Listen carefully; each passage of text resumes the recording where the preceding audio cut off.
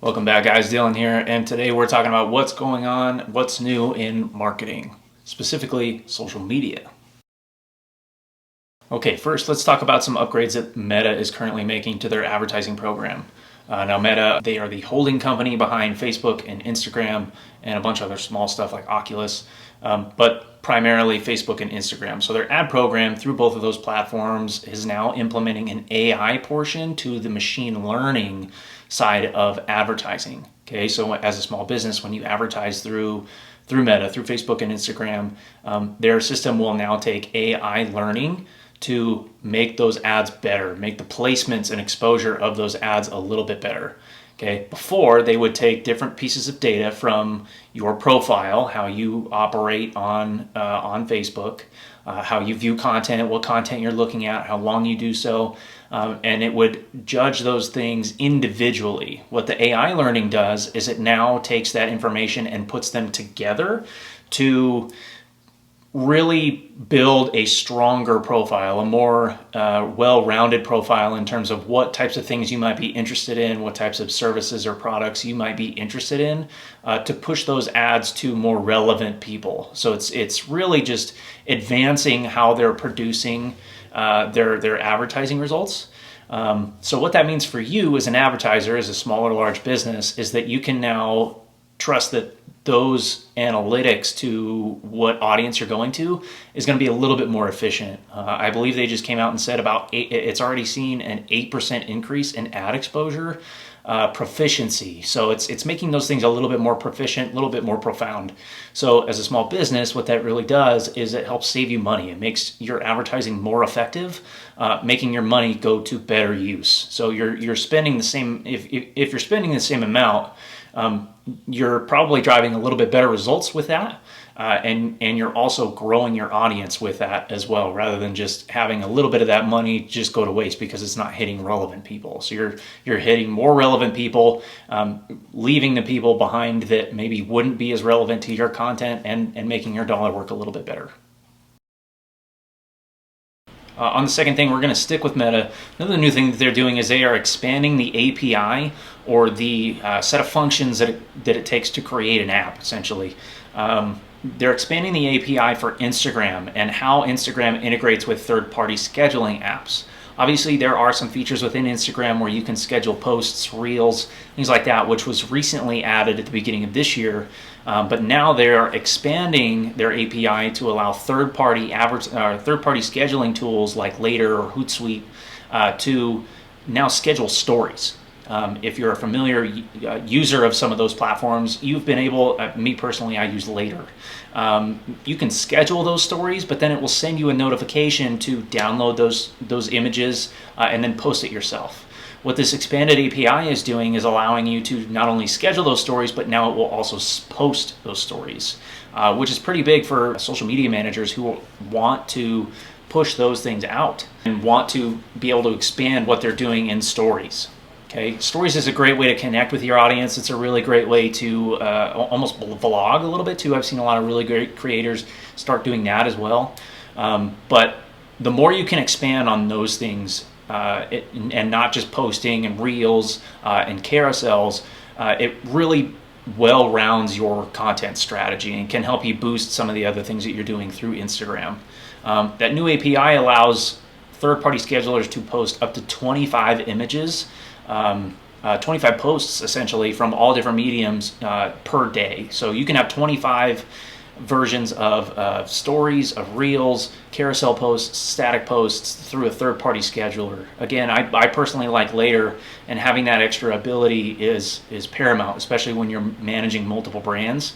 And even if you're only managing one brand, it really allows you to set up a lot of different things to go out to where you can do even more testing, and not having to get on and post every single story that you want throughout the day really gives you a little bit more flexibility. And finally, just to stick with Meta and Instagram, I posted about it a few weeks ago when they announced that they were testing it in beta. Instagram now allows GIFs in comments, which I find really cool because I love GIFs. I love responding with them in text streams and direct messages and things like that. But having the ability now to do that in in comments on Instagram is something that the chief operator of Instagram, Adam Masori, actually said this was, finally, this is here, right? So that is now available in Instagram as it has been in Facebook, which I find to be a great feature. Now, the next one is actually about Twitter Blue, which is Twitter's subscription-based plan that they launched a few months ago when Elon Musk took over the company. What that allows you to do is it actually has quite a few features. The newest one that I'm touching on today is that Twitter Blue users can now post up to 2-hour videos in the app. That, coupled with some of the interviews that Elon Musk has had recently, I kind of see that as Twitter's evolution with Elon Musk's help to do more video, to kind of expand what the app is all about and how they function. We've seen a lot of evolution of video over the last couple of years, especially with the rise of TikTok, which we'll talk about next, with Instagram and Facebook both pushing to Reels, and then with short form video also jumping into YouTube with YouTube Shorts. I do foresee that Elon will try and ride that wagon a little bit and create maybe his own way of doing things through Twitter. And I'm guessing that he's hoping this is a way that they can gain back some business, as nearly half of their advertisers, especially the major ones, have left the app since he took over amid all the craziness at Twitter. If you're unfamiliar with Twitter Blue, like I said, it's their subscription plan. There's a lot of different offerings within it. Could be really prominent if you have a decent audience to allow you to expand what you're doing. Some of the benefits of Twitter Blue include an elongated character count. Standard users, they only get 280 characters to use through Twitter, and the Twitter Blue users get up to 10,000 characters, which can make for some pretty decent storytelling, in my opinion. Some of the other features include editing tweets. So if you send it out and there's a small error in there, you can actually edit it up to 30 minutes you send it out. There's also an undo feature. So if you tweet something, really think about it, and you don't want to do that, you don't want to send that one out anymore, you can actually undo it and prevent it from going out at all. It's a very small window, so you have to do it pretty rapidly, but that feature is nice to have. We've seen some text marketing features like that, especially with one-to-one texts and even personal stuff, especially through iOS. That feature is now expanding into Twitter. Twitter Blue also allows some customization features. You can actually customize how the app looks on your phone. So when you're scrolling through the home screen of your phone, how it looks can actually be custom to you now. You can also customize the look of the app itself on the inside. So you can change up how the navigation bar looks and how your feed looks a little bit more in depth with Twitter Blue. One of the other things that I found very interesting in terms of features was the reader feature. So I'm sure if you spend any time in Twitter, you've seen Twitter Threads. But what's really cool about the reader tool for Twitter Blue users is that it takes those threads, and instead of making it 10 tweets in a row where it's a continuous story, it makes it much easier and user-friendly. It's a little easier to read. One of the other really great features about Twitter Blue is that you'll see 50% less ads, so you'll see a lot more organic content on there. This is great for anybody who really just detests ads. It only really affects your For You page and the following pages through Twitter, so any of the regular advertising on there will not be affected. But on those particular pages where a good majority of the users spend their time, they will you'll start to see a lot fewer ads come across your feed.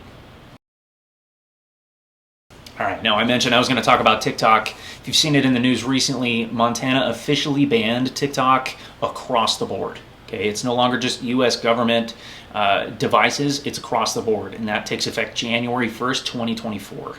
Okay, now what that means for you, if you're an active user in Montana, you will no longer have access to the Twitter app, both in your app store and on your devices. I haven't seen any repercussions based on this yet, in terms of, being able to find it on your device or use of it on your device in the state, but it is coming 2024. For content creators, both in Montana and with customers in Montana, what that means is that you should, if you're not doing it already, you should try and diversify where your content's going. You should start pushing that audience, if you're able, to other content streams. So Instagram, YouTube Shorts, Facebook Reels. A lot of that content can still be applied to those other places, to where they can find all of your content in other areas.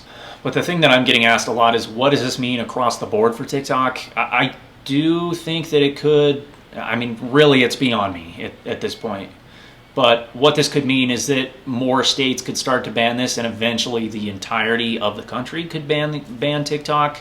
I am seeing some other pop-up apps, most notably Clapper is one it's starting to pop up. It's basically a direct copy of TikTok.